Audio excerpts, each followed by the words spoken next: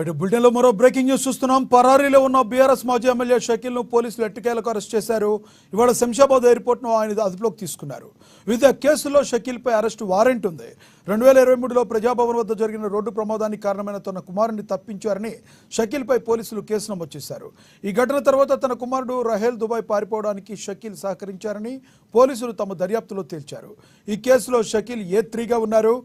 మాజీ ఎమ్మెల్యే షకీల్ పరారీలో ఉన్నారని హైదరాబాద్ పోలీసులు గతంలో వెల్లడించారు.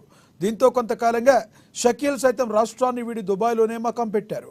ఈ క్రమంలోనే తాజాగా ఆయన తల్లి మరణించగా అంత్యక్రియలో పాల్గొనేందుకు షకీల్ ఈరోజు శంషాబాద్ ఎయిర్పోర్ట్కు చేరుకున్నారు. అలర్ట్ అయిన పోలీసులు అతన్ని అరెస్ట్ చేశారు.